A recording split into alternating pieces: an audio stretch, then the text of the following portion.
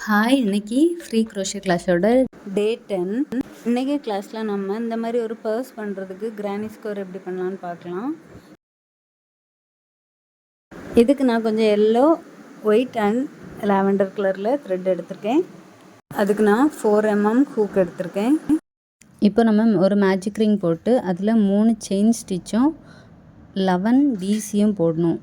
Double க்ரோஷேவும் chain ஸ்டிச்சோடு சேர்த்து மொத்தமாக 12 DC அதை நம்ம கன்சிடர் பண்ணுறோம்.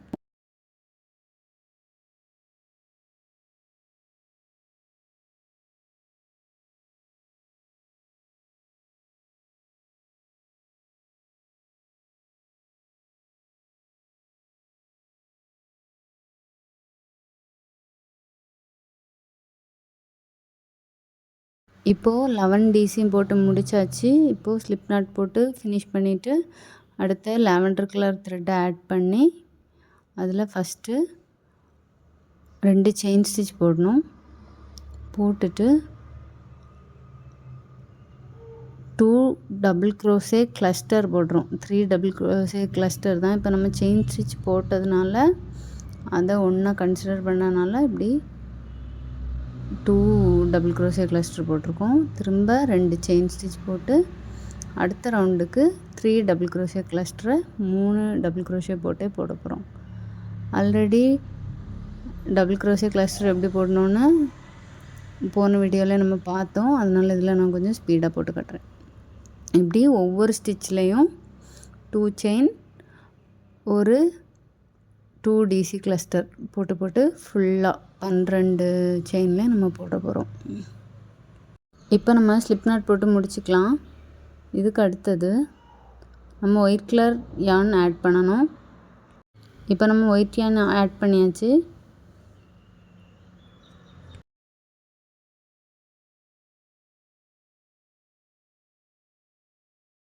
இப்போ நம்ம 4 செயின் ஸ்டிச் போட்டு அதில் 2 ட்ரிபிள் க்ரோஷே போடுறோம். 4 செயின் ஸ்டிச் போட்டனால 2 ட்ரிபிள் க்ரோஷே போடுறோம். அப்படி இல்லைன்னா 3 ட்ரிபிள் க்ரோஷே போடணும். இப்போது 2 ட்ரிபிள் க்ரோஷே போட்டாச்சு. இனி அதில் 3 செயின் ஸ்டிச் போடணும். 1 2 3 3 செயின் ஸ்டிச் போட்டு திரும்ப அதே ஸ்டிச்சில் 3 ட்ரிபிள் க்ரோஷே போடுறோம். இனி 2 செயின் ஸ்டிச் போடணும்.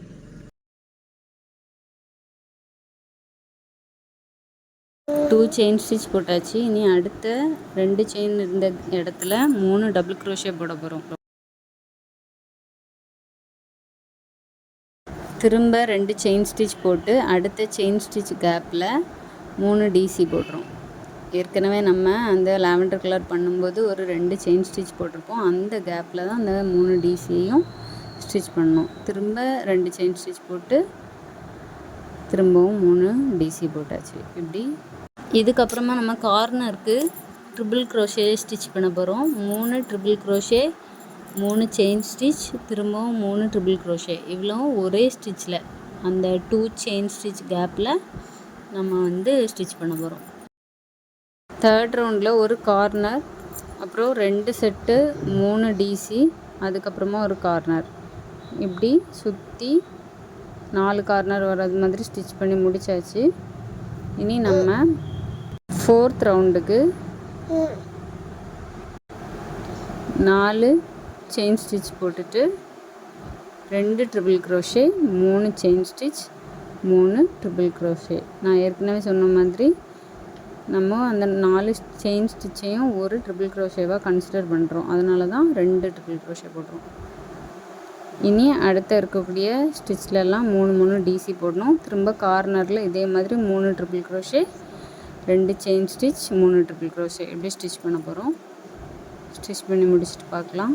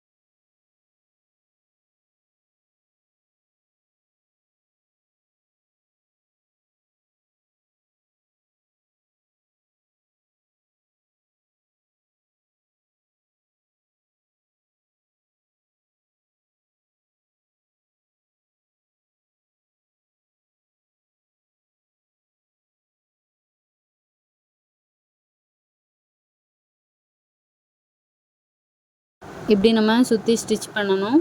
பண்ணிவிட்டு பார்க்கலாம்.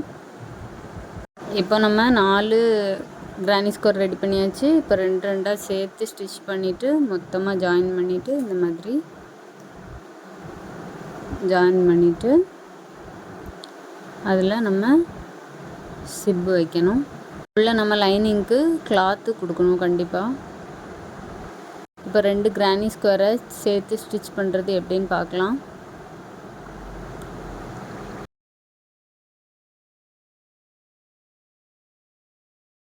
ரெண்டு கிரானி ஸ்கொயரோட எட்ஜ் எடுத்து அதில் 2 ஸ்டிச்சுக்குள்ளேயும் நீடில் விட்டு நம்ம செயின் ஸ்டிச் எப்படி போடுவோமோ அதே மாதிரி மெதுவாக செயின் ஸ்டிச் மாதிரியே போட்டு ஒவ்வொரு ஸ்டிச்சையும் இங்கே உள்ள ஒரு ஸ்டிச்சையும் அங்கே உள்ள ஒரு ஸ்டிச்சையும் சேர்த்து ஸ்டிச் பண்ணணும்.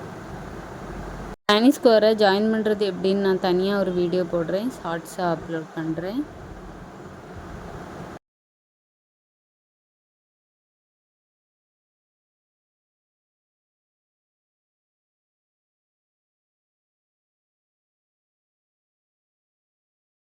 கிரானி ஸ்கொயருக்கு மேலே ஜாயின் பண்ண வேண்டாம். அப்போ தான் நமக்கு பர்ஸில் சிப் வைக்கிறதுக்கு கரெக்டாக இருக்கும்.